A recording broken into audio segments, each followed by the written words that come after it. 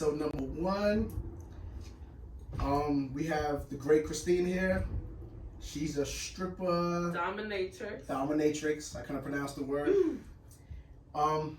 So Christine, let's talk. Yep. Glad you're here.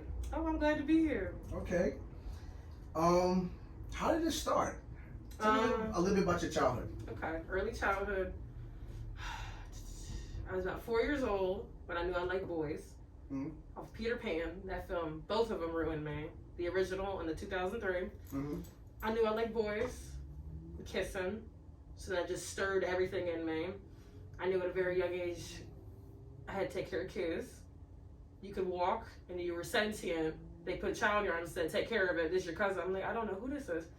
So then that started kind of growing up very quickly because you were expected to be a mom at a very certain age. So 4 years old, knew I liked boys, loved boys, always wanted to be around them.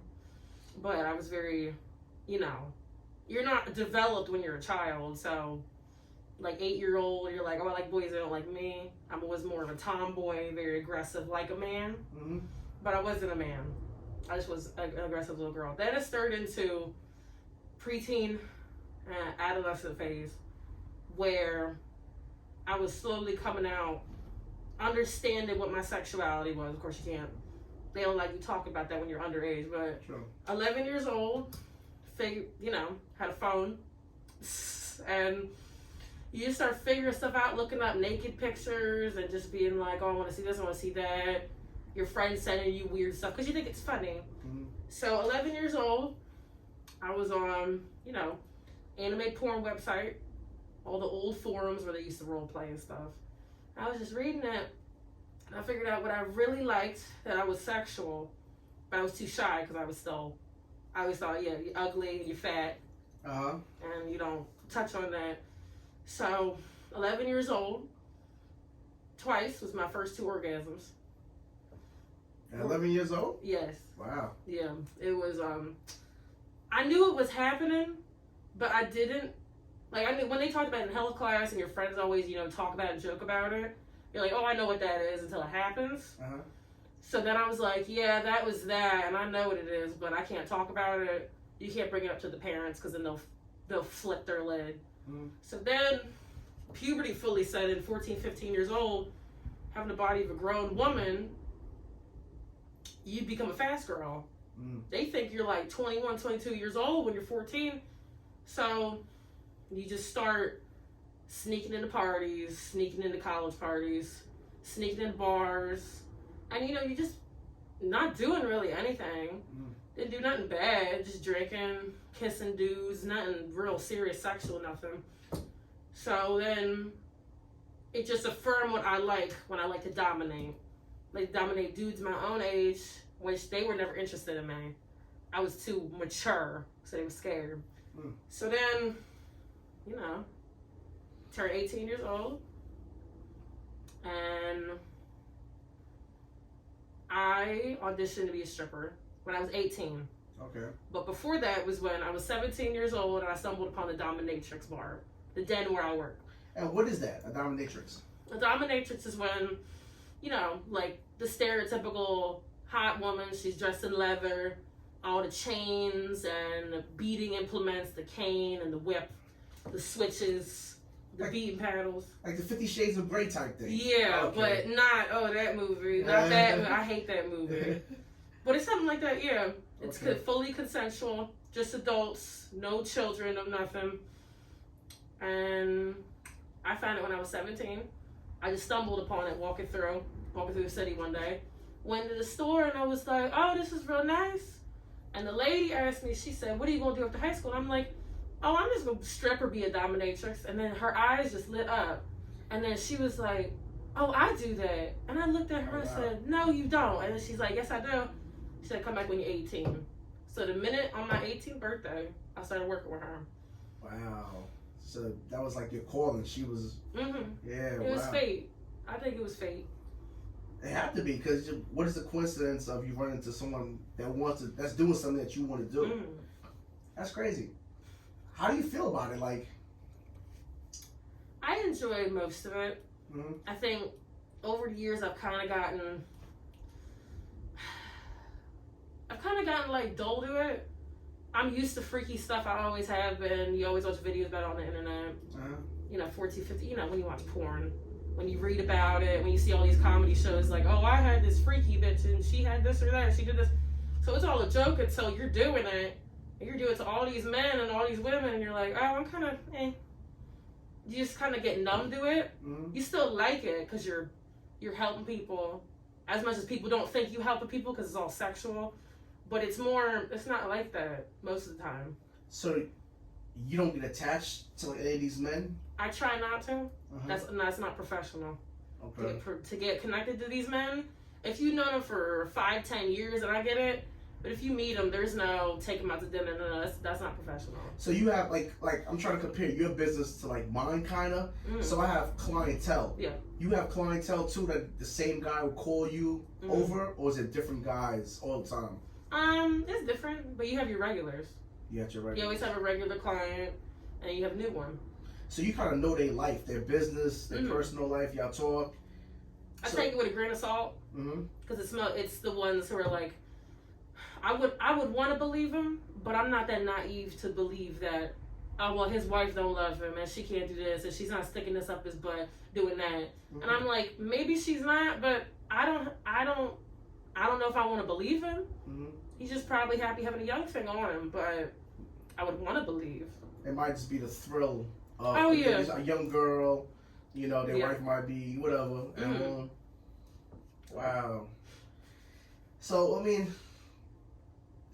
like, how is your mental, like, wake up in the morning, right?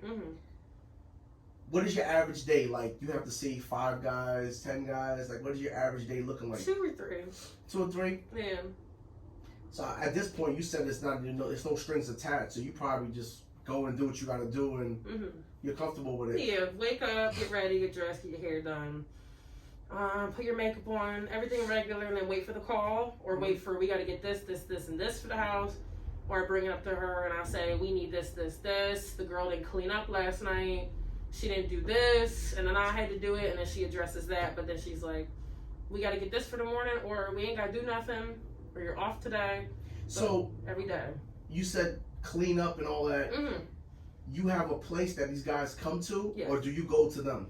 We have a place we go to. Alcohols are too dangerous. Okay. We only would ever do an alcohol if we knew the guy, if we really knew him. He wasn't married. He didn't have like the nightmare of you're in his house and you're beating him or you're doing whatever to this man, and his wife comes in and he's just lying to you, saying, "Oh, well, no, we're divorced for this," and that's not the case because he's lying. So we definitely need to know these men do not have no children, do not have no women, don't even have a dog. She don't know how this dog is going to react to strangers in the house. So basically, wow. So they actually got to come. Okay. Our location. Yeah. Come to your location. And how many females are there, like, normally? We used to have about, I would say about 5 or 6. It's now down to 3. Right. Yeah. And everybody's doing something different. Everybody got their own little clientele. Everybody has their own. They have their own look to them. They have their own little, not stereotype, but they have men. They like certain women. They like white women. They like tall white women. They like big black girls. They like them black girls. They like the curvy Spanish women, or they like anything, like little Asian girls. Anything. Everybody has a look that they like. So then they pick which woman they want. But if they don't have they just like women, and they just want the women to beat his ass. Yeah, that's crazy. So somebody want to book with you. How do they go about doing that? There's ads on a website, or they know by their friends who, some of them reference. They give references.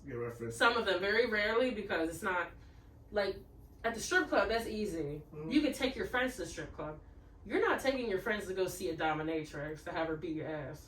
Yeah. So that's the difference of being a stripper. To me, in how I've dealt with it, being a stripper is you see the normal guys want to have some fun, have a night out, but the guys who like getting beat, they're for real. They are serious. So you probably see some real crazy stuff. Well, you probably did some real crazy stuff. They actually crazy stuff. Yeah. In the den, in the Dominatrix den, and in the strip club. We'll get to that strip club part. It's because you're a stripper too. Yeah. How do you feel about your whole future? Like, after this, right? Mm-hmm. You want to get married? Of course. Want to have kids? Mm-hmm. How old are you? 21. And you've been doing this how long? About 4 years.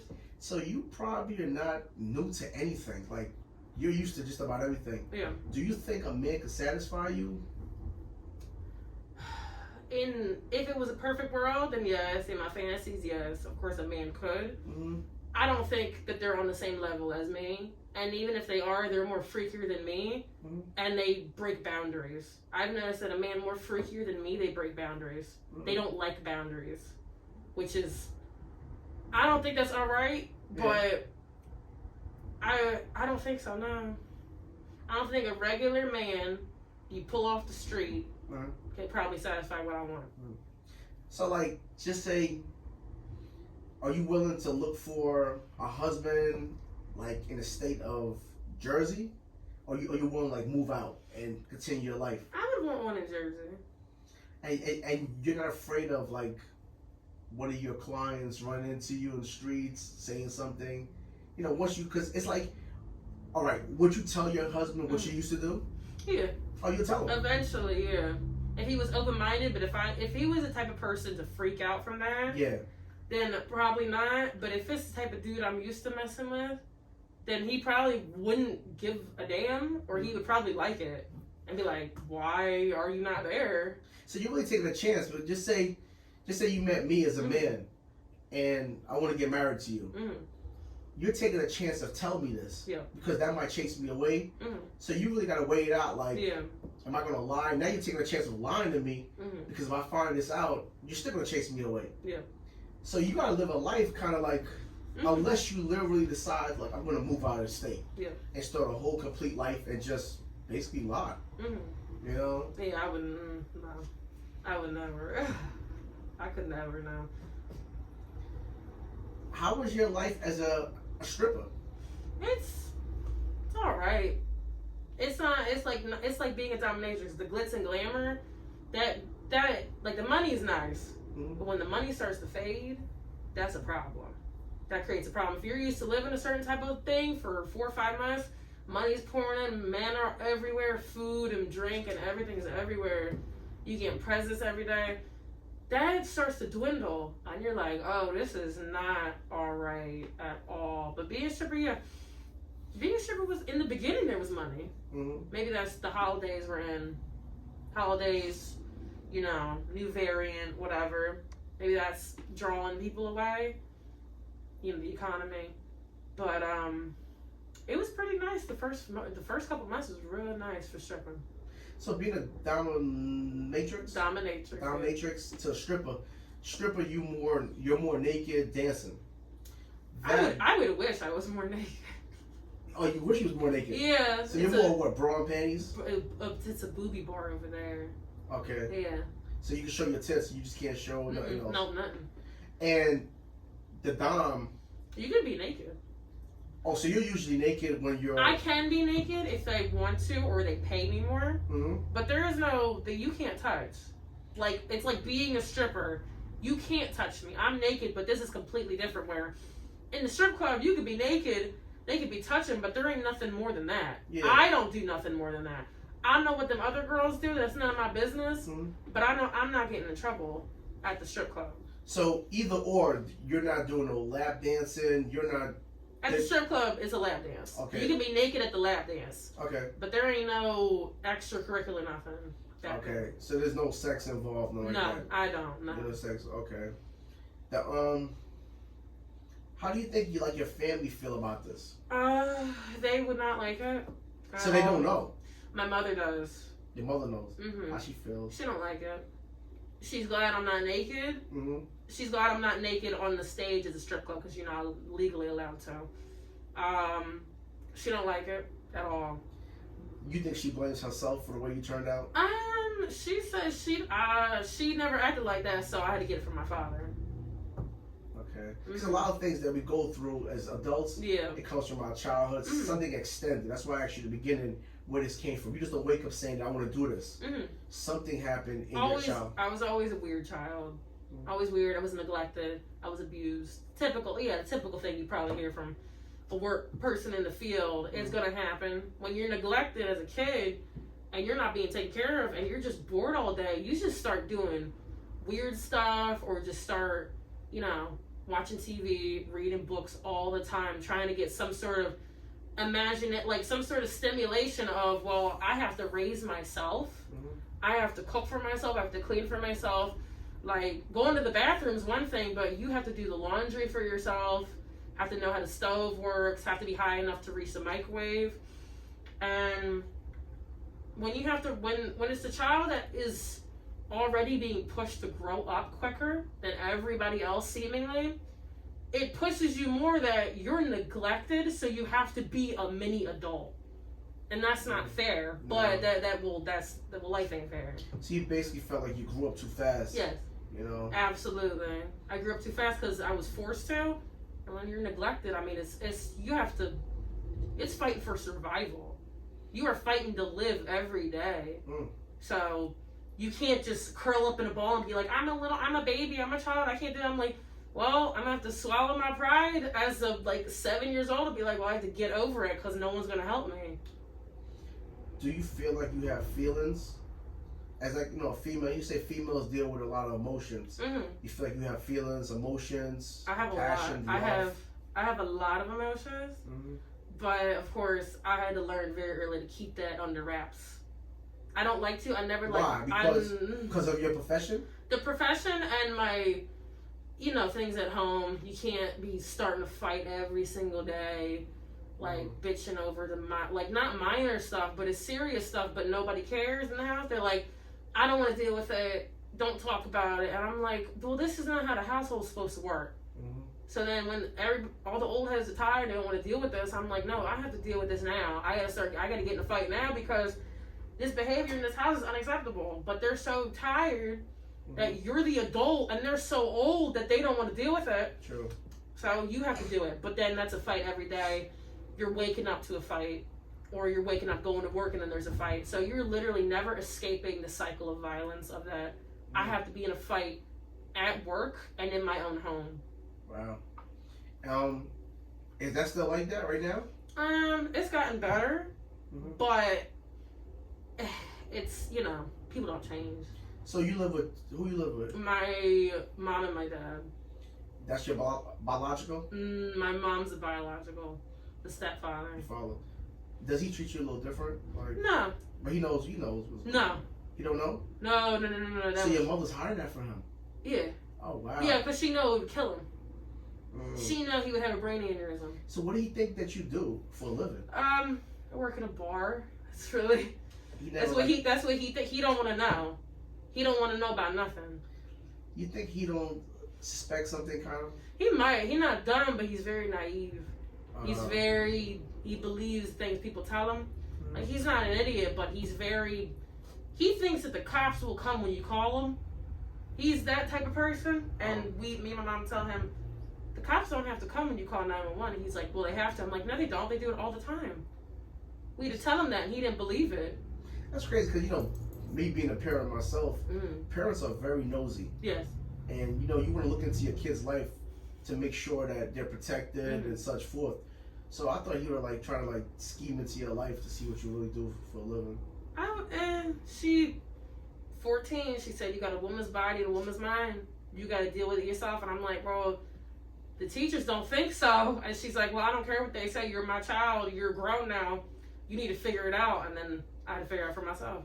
So you started developing a woman's body at 14? You mind if we see your body? Yeah, that's fine. You can just stand up and... Yeah, that's fine. Make sure I don't look too bad. Is that real? Of course. No surgery? Nope. All 100%? Wow. You just eat clean? I work hard. You work out? I try to work. Well, eating different.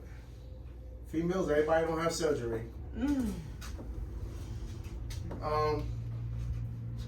Wow. This is interesting. I never met a female like you that, it's things you hear. She does this, she did that. I might have went to a strip club 2 or 3 times in my whole life. It was never something I was really interested in. I never met no one. I can't even pronounce the word Dominatrix. So it's actually cool meeting you. Is there anything else you want to talk about? Like, in my life, I've always been around, dysfunction. Dysfunction is normal. So when things are functional and just are normal, that is such a smack in the face, really. So I guess I would you crave the danger, you crave the violence, you crave being around a bunch of nonsense because that's the only thing you're used to. So when it's at the Dominatrix den, that's craziness. It's organized chaos, but it's still, this is not normal, this is whatever. A strip club, organized chaos. You got the girls getting drunk, you got the dudes getting drunk and doing drugs, and you know when someone on drugs. So I've been around that all my life, so that's normal to me. You've had a guy like you go visit and he just try to like rape you or act crazy? No, we've had like sketchy guys, like weirdos they don't talk, or they're just like not making eye contact, which is strange. We've had assholes being like, I don't want to pay the price. I came all the way from here and here, and I don't want to pay for this. Da da da. The ones that want to have sex, and I'm like, well, I don't do that, so I don't know why you're here. And it states that on your profile, right? Yeah. Exactly what you do. Exactly. They know that, but they don't want to read. Okay. They have the dick in their hand. They don't want to read. And we said it's on the ad. It's literally spelled out before you, and they say, well, I don't know. I didn't see that. I'm like, well, then you're not reading then. So what do you normally charge for something like that? It's about, for a half, we sometimes negotiate with men that we know. It's like $300 for the hour for a regular session. If there's anything more, it's $400 or $500. $300 for, when you say regular session, what's a regular session? Like full leather getup, leather bodysuit, leather, boots, anything you want really, like beatings, spitting on them. If that's an elongated session. That's it. Is that extra for you to beat me and? That's all part of it. That's in the session. If it's like a pee session, that's quick. What do you mean pee? Pissing on them. They want you to piss on them? Yes. Wow. That's about $175 for a half, and that's quick. Because there's no elongating a pee session for 30 minutes to an hour. That's one and done, quick. That's it. So suppose a person books a session at 7:30, and you got to pee at 6 o'clock. What are you gonna do? You gonna hold your pee until you get there? No. You just start chugging. That's why you start chugging water throughout the whole day.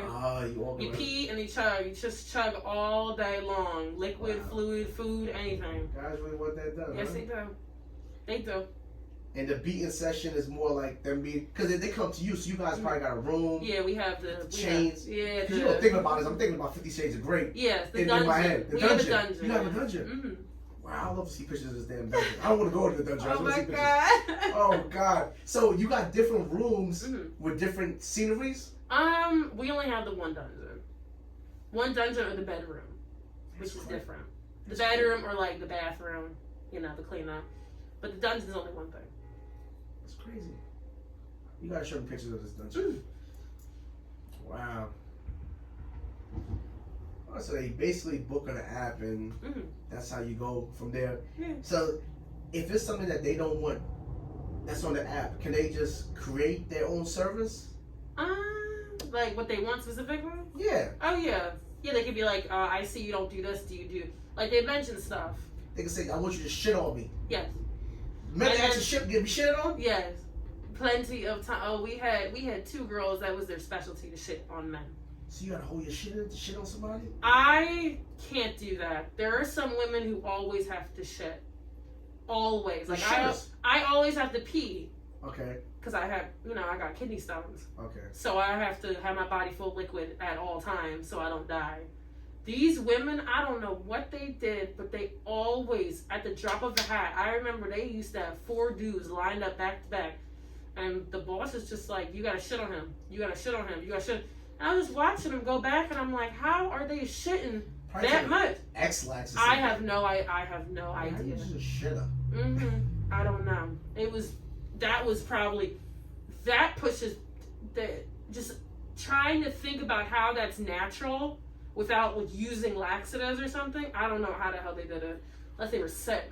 What is the craziest thing a guy have asked you to do? If it was, I had to shit on a guy. Mm-hmm. That was crazy. He was pretty tough. He looked like George Clooney. Oh wow. He was cute. He got his donuts and coffee, and that was really sweet. When I had to shove a beef jerky stick up a dude's asshole. Oh shit. Mm-hmm. Oh, big beef jerky. The long ones, the long and spicy ones. Like the whole shit went up the ass. Not the whole thing. Oh. But enough of it where it was making him burn, and he liked that. And that just what. You want me to tell that story? Yes. Okay, the beef jerky story. I was 18 years old. It was about my first month working there. We were running around, just doing stuff, getting stuff together, cleaning. This guy walks into our shop, and I look at her and I say, "Who the hell is this?" And she's like, "Oh no. He does this. He always comes in without booking an appointment. I don't want to deal with this, so you deal with him." So she asked him, "What do you want?" And then he's like, I want an appointment with her." Pointed to me, and he's like, "Does she work here?" She's like, "Yes." What do you mean? She was mad that he walked in, barged in when we were trying to do something. So he said, "I want to book with her for a half hour. I have all my stuff in the car." And she's like, "Okay, whatever, I don't care." I'm like, "You let him go back to his car?" She's like, "He's safe. Shut up. Don't worry about it." So then he gets all his stuff. I don't see what he brings in. It's all in his coat pocket. Because y'all have those sneaky coat pockets that we don't have. Mm. So we go to the dungeon, and I'm just standing there, and he's like, "Okay, smack me." And I'm just smacking him in his face, smacking him. And then he also liked to bring up his wife, which is very weird to me. Whenever they bring up their wife or say their wife's name, that's a whole different subject. But smack me. He pulls out a electrical device with the little these little, you put on your body, tiny ones. And he says, "I've never done this before, but can you shock my dick?" And I'm like, "Okay." So he lays on the cot we have in the basement in the dungeon, and I just keep turning it up on every single setting, and he's just writhing in pain. And I'm like, "You know the safe word?" He's like, "I don't need it," and I just keep riding it up. So then he stands up, I smack him, I beat his ass a little bit with the bull whip, so he starts bleeding. So I just look down, I'm like, "Oh God, he's starting to bleed." And then I stop. So then he pulls out beef jerky stick from his coat pocket, and I say, "What is this for?" And he says, "Shove it up my ass." So I shove it up his ass about that, not that much, but booty hole, that's a lot. It's one of the ones that burn, a spicy, long ass beef jerky stick up his ass. I pull it out and I hold it like this. I say, "What do you want to do with it next?" He says, "I'm hungry." So I hold that shit up to his lips and he ate it. Oh my goodness. Out my hand. And I was just looking in awe like, this man has problems. But after that, he said, "Show me your asshole." I spread my butt cheeks. That was it. And he left, and I did not see him until 3 years later. Oh wow. When he wanted to have a naked therapy appointment with one of the other girls. So that was a one and done for you. One and done for me. I had no contact with him, but he came back to see some other lady for a whole completely different reason. So this is like a house you guys are in? Yeah. Undercover type house. You can't just go up in there. Yeah.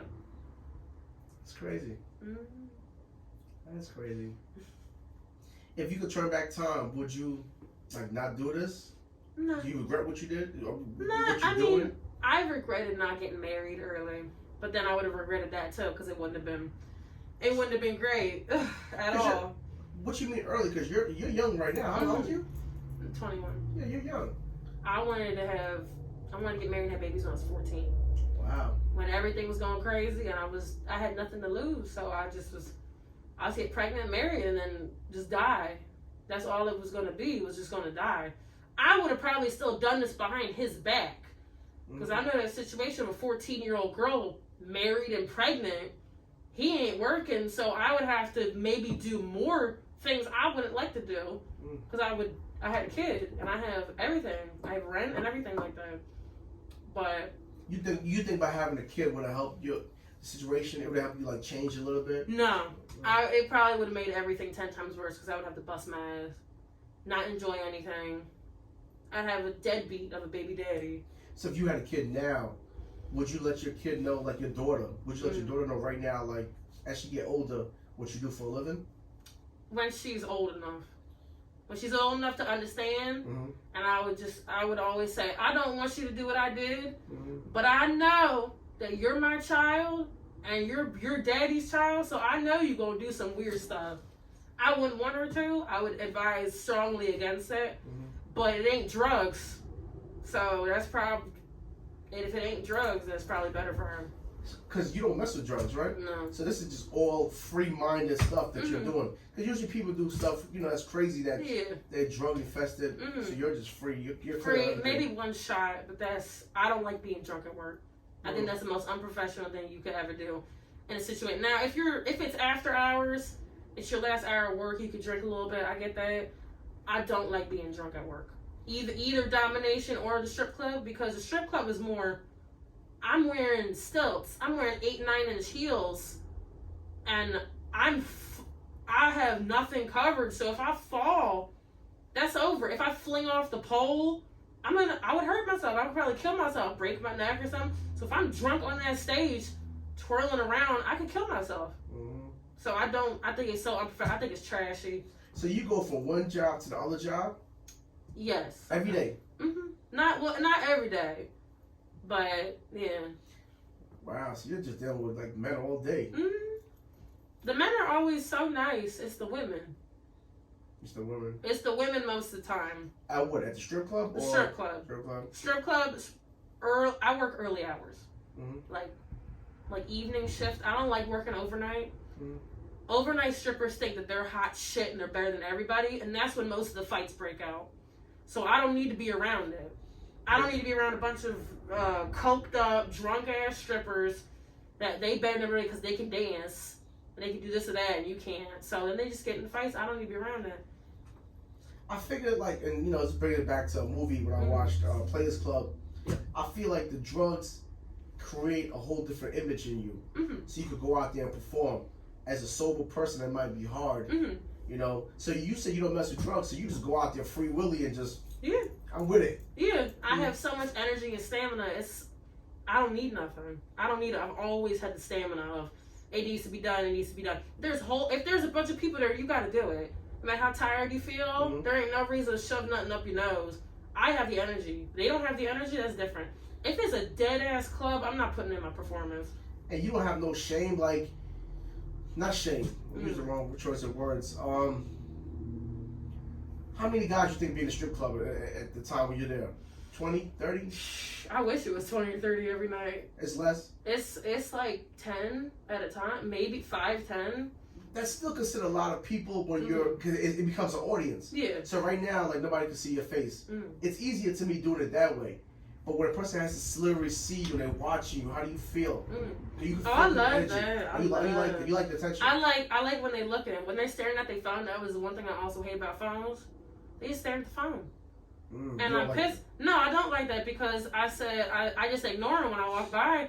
I'm like, you looking at your phone? And they're like, no, I was looking at you. And I'm like, you were looking at your phone the whole time. Stop lying to me. And they're like, no, I was just checking something. When they keep looking down at their phone, it just makes you feel unattractive. Yes. You're not important.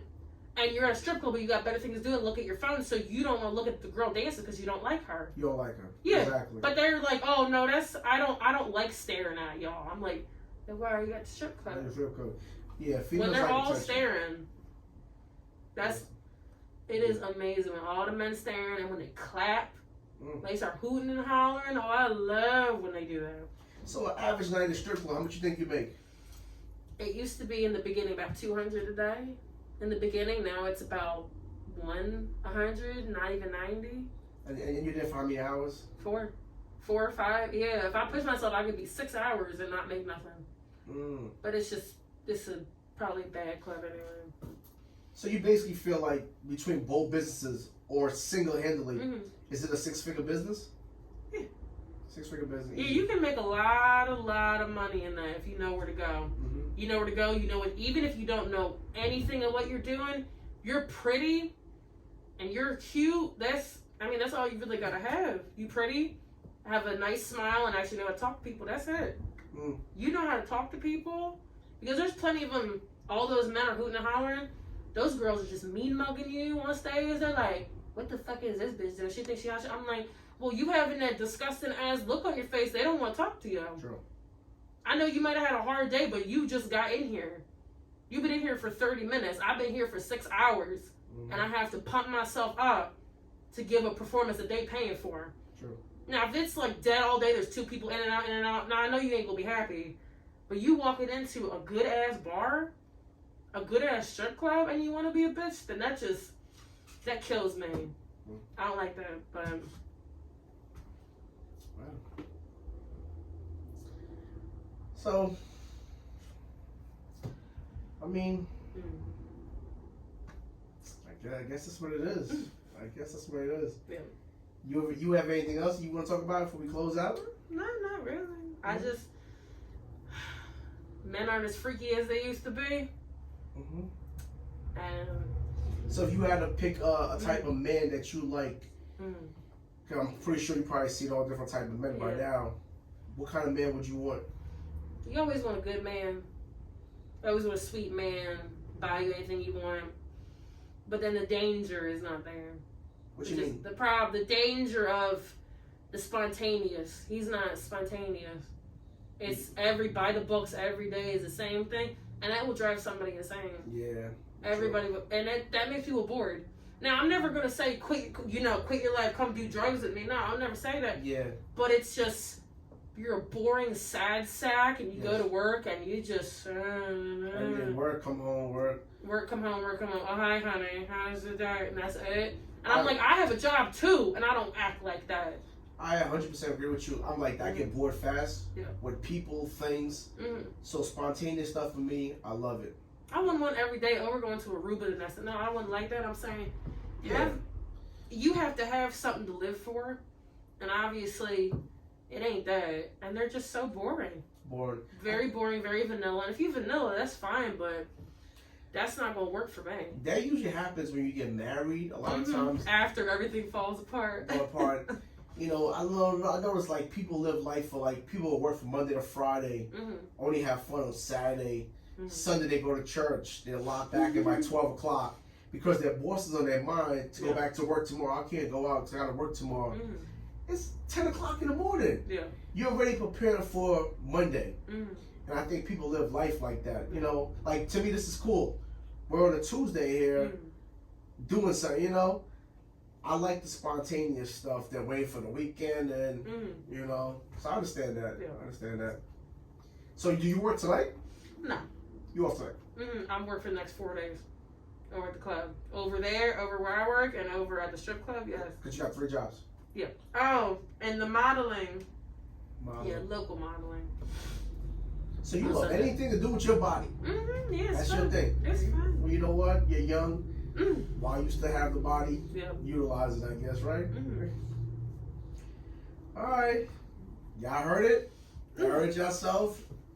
You know? Thank you for coming. Of course. I'm glad to be here. Most likely, people probably ask me to get you back on the show. I am going to do something new since it's the first one. I'll probably do like a questionnaire to see the kind of questions people want me to ask. Yeah. You know, for future reference. So they might be like, yo, put her back on the show, asking this, asking that. If it's crazy questions, I probably won't be involved. Some people are disrespectful, but that's it. I guess we'll close out. And that's it. Bye. Thank y'all for watching.